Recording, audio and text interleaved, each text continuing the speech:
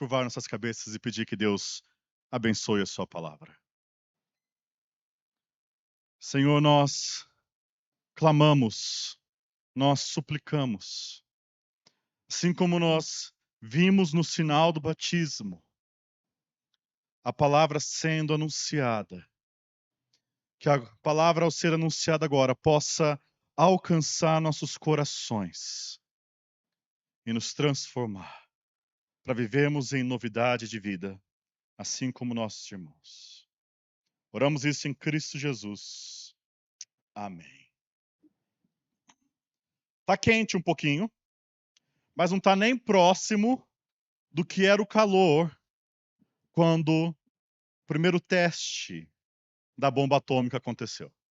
Não sei se você assistiu o filme Oppenheimer, é bem interessante, mas se você parar para pensar, a explosão da primeira bomba atômica gerou a energia de 20.000 toneladas de TNT. 20.000 toneladas. E tudo isso porque houve uma reação em cadeia, onde basicamente o que aconteceu é separaram átomos. É aquilo que é chamado de fissão nuclear. Toda aquela energia vindo de átomos que nós nem podemos ver. É quebrar um núcleo de um átomo instável em 2 núcleos menores, lançando partículas como nêutrons lá. A explosão era tão grande, tão devastadora, que Oppenheimer citou um texto hindu que diz: "Agora me tornei a morte, a destruidora de mundos."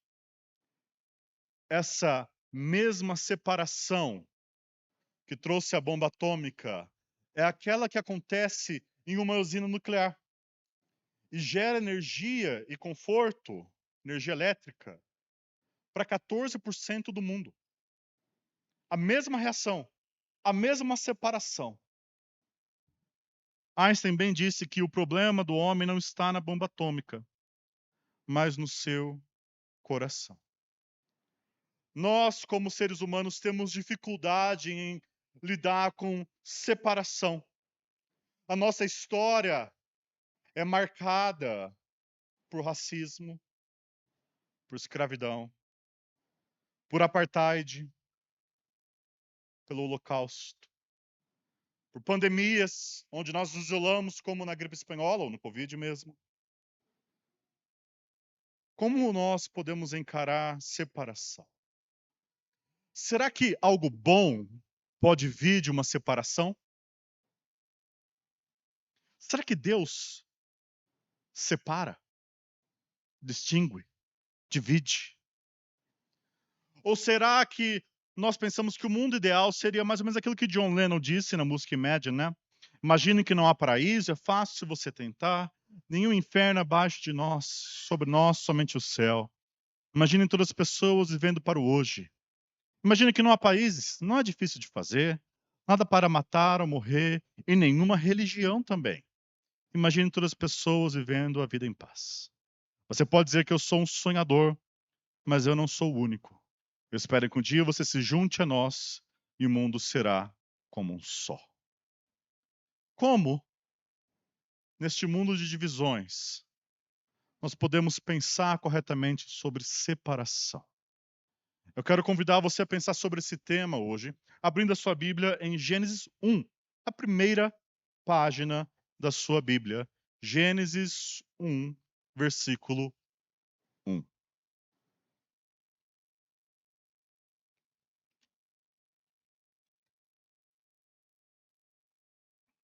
Se você não tem uma Bíblia com você, só ouvir aquilo que eu vou ler. Leiamos o versículo 1 e 2. No princípio, criou Deus os céus e a terra. A terra, porém, estava sem forma e vazia. Havia trevas sobre a face do abismo, e o Espírito de Deus pairava por sobre as águas. Disse Deus. Olha que cenário desolador que a Escritura nos apresenta quando Deus está criando. A terra estava sem forma, desorganizada e vazia, desabitada, sem vida. Eram densas trevas e água sem fim. Você já esteve em alto mar? Não sei se você foi pescar, foi fazer um cruzeiro. Você já esteve em alto mar à noite? A cena é desoladora. Você olha e quilômetros e quilômetros e quilômetros de distância não tem nada. Dá uma sensação de pânico. E a ideia de que se eu cair aqui, já era. É nesse contexto sem vida que Deus começa a agir poderosamente através da sua palavra e do seu Espírito. E veja no versículo 3 a 8 como Deus faz isso. Eu quero que você note, conforme nós lemos, a ocorrência da palavra separação. Versículo 3. Disse Deus: haja luz, e houve luz. E viu Deus que a luz era boa, e fez separação entre a luz e as trevas. Chamou Deus a luz dia, e as trevas noite. Houve tarde e manhã, o primeiro dia. E disse Deus: haja firmamento no meio das águas, e separação entre águas e águas. Fez Deus, pois, o firmamento, e separação entre as águas debaixo do firmamento e as águas sobre o firmamento. E assim se fez. E chamou Deus ao firmamento os céus. Houve tarde e manhã, o segundo dia. Nos 3 primeiros dias, Deus organiza a terra, criando e separando. No primeiro dia, Deus cria a luz e separa das trevas. No segundo, separa as águas dos mares das águas dos céus. No terceiro, separa as águas para que se forme a terra seca. E aquela terra desorganizada, no qual não podia ter vida, Deus vem com separação e gera ritmos e espaços, dia e noite. Céus, águas e terra. E então, depois de separar, Deus lida com o segundo problema. A terra estava vazia, sem vida, desabitada. Então Deus vai começar a encher os espaços. E no quarto dia, ele enche o que ele separou no primeiro dia. Ele coloca luzeiros, sol e lua, para encher o dia e a noite, luz e trevas. No quinto dia, Deus enche o que ele organizou no segundo dia. E ele então coloca pássaros para ocuparem os céus e peixes para ocuparem os mares, as águas. No sexto dia, Deus vai encher aquilo que ele separou. No terceiro dia, a terra seca. E ele cria os animais separados segundo as suas espécies. E cria um ser separado dos animais. Um ser que Deus cria a sua imagem e semelhança. O ser humano. E Deus cria o ser humano e faz uma distinção ainda entre macho e fêmea. E então Deus abençoa sua criação. Diz para multiplicar e encher a terra, os espaços. E no sétimo dia, Deus o separa, o santifica, porque neste dia Deus descansou. Deus separa para encher, para abençoar. Deus separa e organiza. Depois ele enche e abençoa. E essas separações que Deus cria são importantes. Gênesis 3 até 11 vai mostrar o que acontece quando o homem insiste em unir o que Deus separou. Vai mostrar uma série de uniões e misturas profanas. Gênesis 3, Adão falha em guardar o jardim, separando a serpente, a inimiga, de sua esposa. A serpente vem até Eva e tenta a Eva com uma mentira, uma falsa promessa que tira a distinção entre Criador e criatura. Se você comer esse fruto, você vai ser igual a Deus. Então Adão e Eva se unem à serpente e se separam de Deus. E eles assim são separados e excluídos do jardim do Éden. E você continua a ler e a situação da humanidade não melhora. Gênesis 6 fala de uma união profana entre os filhos de Deus e as filhas do homem. Tem várias interpretações sobre isso, mas o ponto é que havia tamanha mistura de impiedade que o ser humano se uniu em uma coisa só, no pecado, na violência. E o que Deus faz? Deus fala: vocês querem então voltar à união das coisas que não devem ficar juntas? Então eu vou remover as separações. E nós temos o dilúvio, que é uma anticriação, onde as coisas que eram separadas deixam de ser separadas. E a terra se torna novamente um grande abismo de águas e trevas. Mas Deus é misericordioso. Deus separa para si um homem que encontrou graça, Noé. Ele separa Noé, a sua família e animais para estarem numa arca. Essa arca separada e protegida do dilúvio é o meio através do qual Deus volta a abençoar e encher a terra. Daí nós imaginaríamos que agora a humanidade ia aprender, mas não. Conforme nós avançamos em ler, Gênesis 11 nos fala novamente de uma união profana, uma união do orgulho e da opressão do ser humano que quer criar uma torre para o seu próprio nome, a Torre de Babel.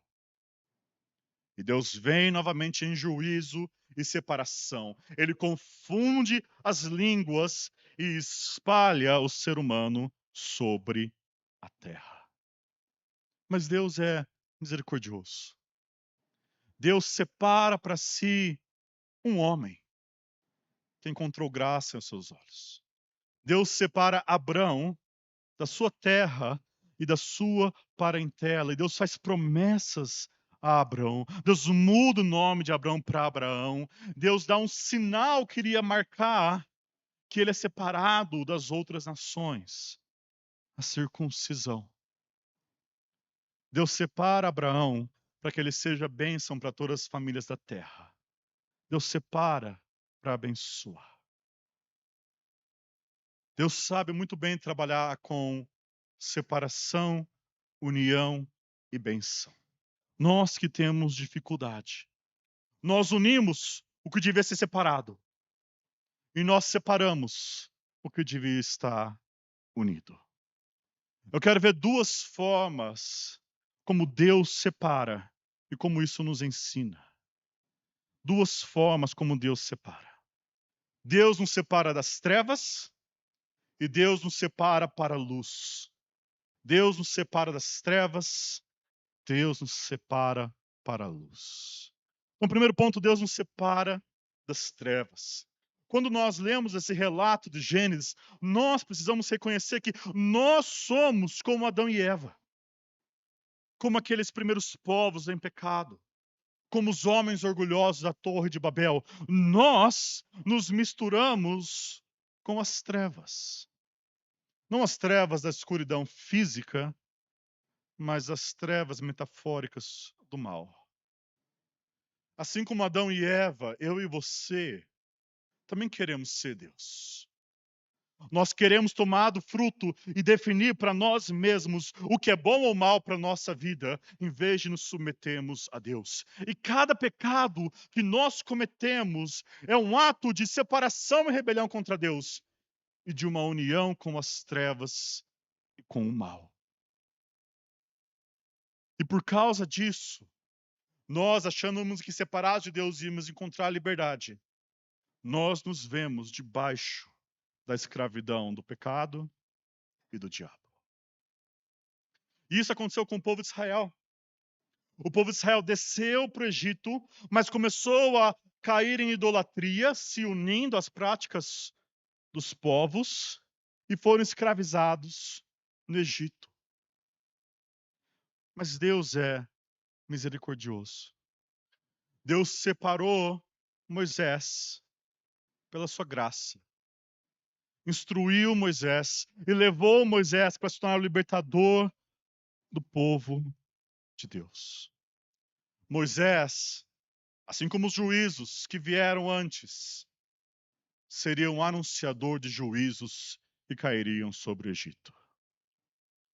E através dessas pragas, essas 10 pragas, Deus fez separação entre o seu povo e os inimigos do seu povo.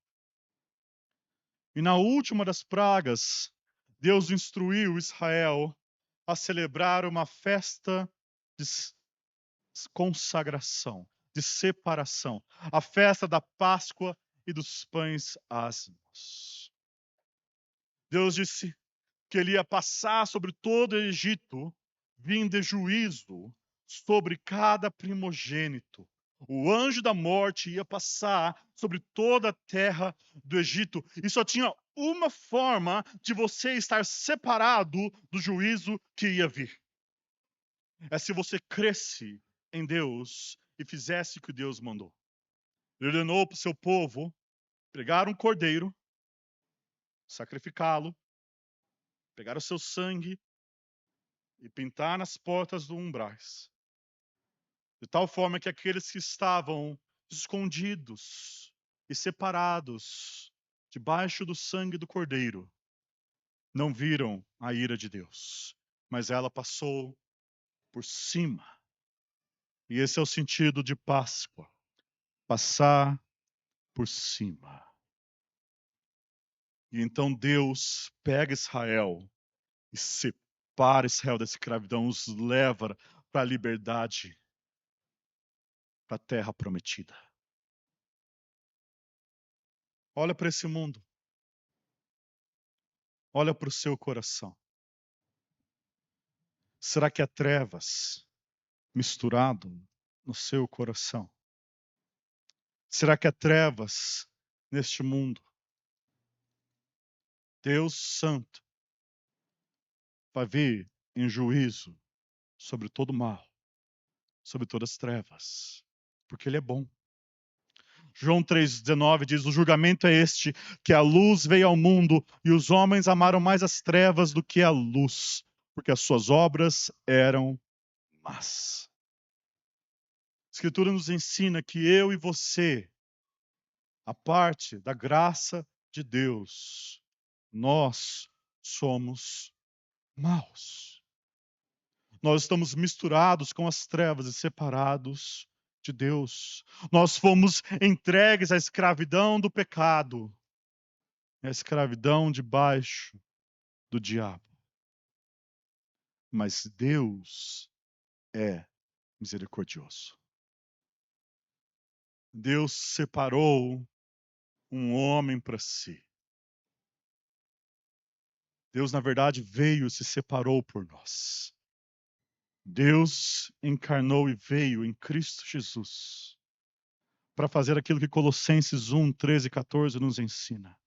Ele nos libertou do império das trevas e nos transportou para o reino do Filho do seu amor, no qual temos a redenção, a remissão dos pecados. Assim como Deus libertou Israel do juízo e levou para a terra prometida, Deus liberta o seu povo e leva para o seu reino. E Deus faz isso através do cordeiro que ele separou e sacrificou na cruz, para que o sangue de Cristo seja o esconderijo de todo aquele que crê. E todo aquele que está escondido debaixo deste sangue não vai ver o juízo vir sobre si, mas passar por cima. Esse foi um sinal de que nós vimos no batismo.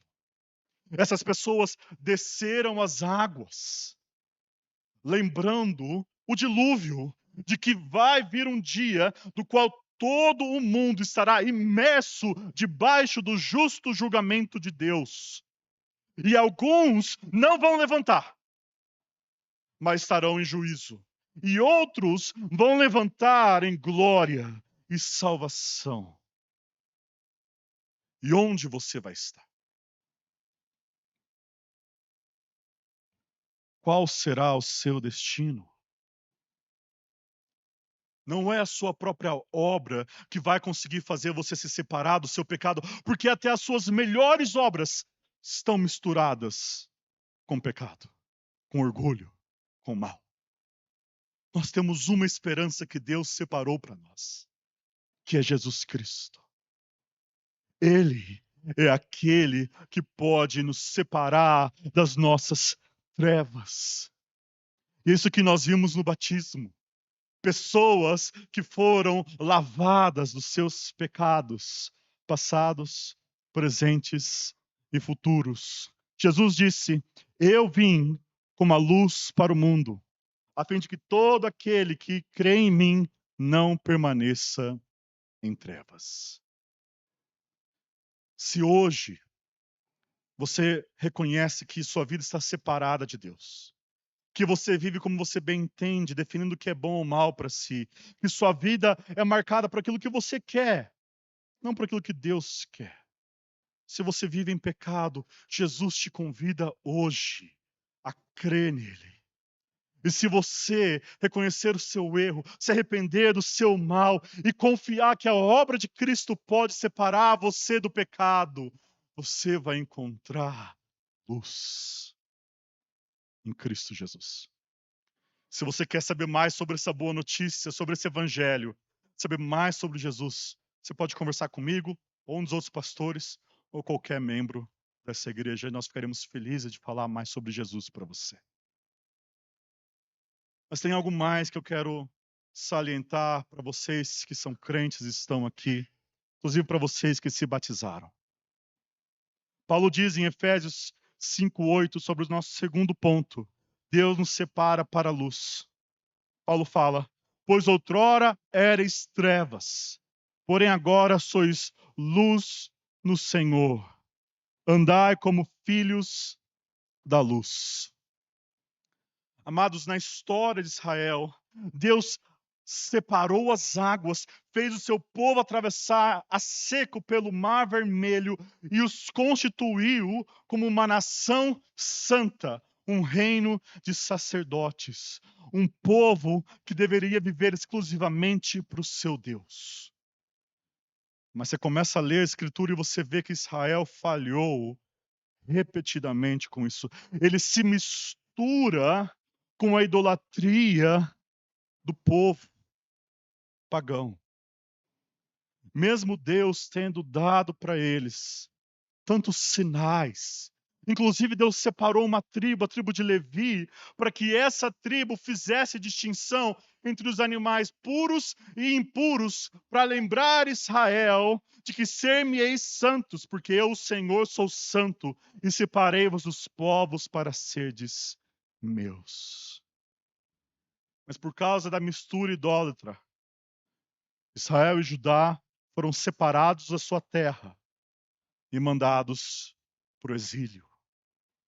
Lá Deus prometeu que ia restaurar o templo, restaurar o sacerdócio, restaurar o ensino do santo e do profano, e a glória de Deus então encheria o templo. E essa profecia que Deus deu se cumpre não quando Israel volta para sua terra e reconstrói um templo, mas se cumpre de forma plena, conforme Atos nos ensina, quando o Messias vem e separa um povo para si, compostos de pedras vivas, no qual Deus habita pelo Espírito. Nós, amados, somos chamados a sermos aquilo que Israel deveria ser.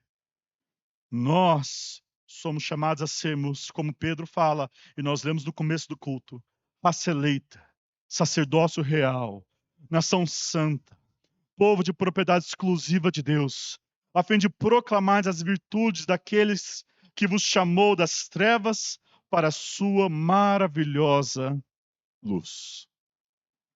Deus chamou cada um de vocês, especialmente hoje vocês que se batizaram.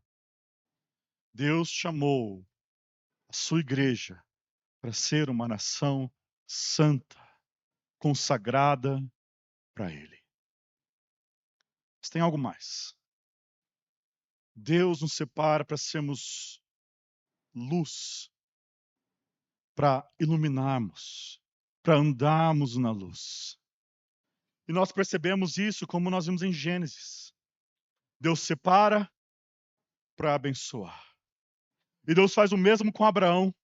Deus separa Abraão e diz para ele: sai da tua terra e da tua parentela, da casa de teu pai, e vai para a terra que te mostrarei. De ti farei uma grande nação, e te abençoarei, e te engrandecerei o nome. Sê tu uma bênção. Abençoarei os que te abençoarem, e amaldiçoarei os que te amaldiçoarem. Em ti serão benditas todas as famílias da terra. Abraão é separado e abençoado para ser bênção. Para que todas as famílias da terra sejam abençoadas através deles. Amados, a sua consagração, a sua separação para Deus é para a glória dele, mas para a bênção do mundo. E é isso que nós precisamos entender. E aqui que está o desafio do equilíbrio que é tão difícil. Porque nós somos tentados a irmos a dois extremos. Se nós nos separarmos demais do mundo, nós caímos no isolacionismo incompassivo, onde nós vivemos a vida cristã só para nós, onde nós nos afastamos de ser bênção para o mundo, onde, como Pedro, nós temos dificuldade de apresentar o evangelho para os outros, para os diferentes. E nós vivemos um cristianismo fechado nas quatro paredes da nossa igreja. Por outro lado, do outro extremo, se nós não nos separarmos do mundo adequadamente, nós caímos em mundanismo. Nós corrompemos a nossa mente com a forma de pensar como o mundo pensa, os nossos alvos como o mundo ambiciona, os nossos sentimentos como o mundo sente, as nossas ações como o mundo age, e nós ficamos sem distinção do mundo. E esses dois extremos são perigosos e não são bênção. Mas eu reconheço que nós temos muito mais facilidade em ver o problema do mundanismo. E nós não vemos o problema que nós caímos quando nós nos isolamos e não abrimos nossa boca para ser bênção para o mundo. Nós fomos separados por Deus e a nossa consagração ao Senhor é para a glória dele, é para que Deus seja exaltado, é para proclamar a sua maravilhosa luz. Amados, eu quero convidar vocês a viver nesse equilíbrio. E há várias formas como isso pode se desdobrar na sua vida particular. Eu convido você, inclusive, a conversar no jantar com alguém sobre isso. Quais são as formas que eu acabo me isolando do mundo e não abençoando?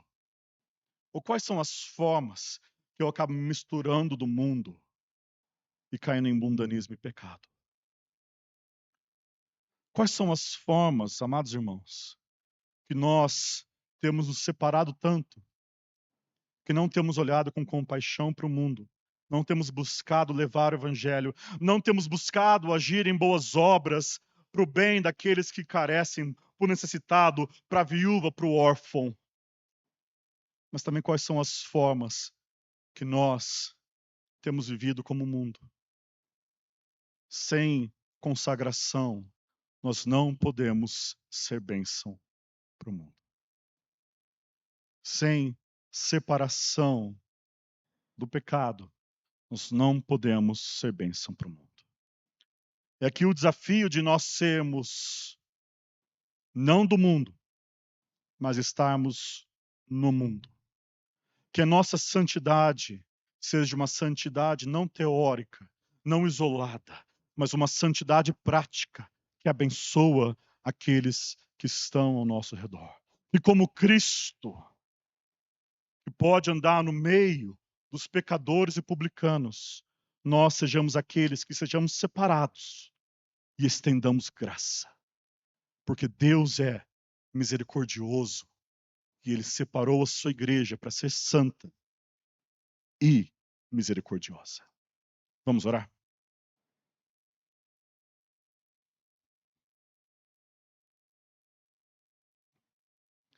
Senhor, há aqueles entre nós hoje que precisam se separar do mundo, do pecado e do diabo. Aqueles que não conhecem ainda o Senhor verdadeiramente, ou que mesmo já ouviram falar o seu nome, mas se enganam como religiosos, porque não pertencem realmente a Ti. Eu peço que seu Espírito possa separá-los para Ti e chamá-los pelo poder do seu Evangelho. Há aqueles entre nós, Senhor, que temos falhado em nossa consagração ao Senhor e separação do pecado do mundo. Nós temos vivido vidas mundanas. Nós temos vivido vidas, Senhor, onde nós temos os mesmos alvos que o mundo, os mesmos desejos que o mundo, os mesmos comportamentos que o mundo. Perdoa-nos, Pai. E perdoa-nos também, Senhor, quando nós queremos nos separar tanto do mundo, que nós não estendemos graça e misericórdia. Nós não preparamos nossos filhos para ser bênção para os outros. Nós criamos uma cultura de isolação. Ajuda-nos a sermos como nosso mestre, que andou por essa terra fazendo o bem e pregando o evangelho, sem jamais se contaminar com o pecado. Rogamos isso em Cristo Jesus, nosso Salvador, nosso Cordeiro, nosso exemplo.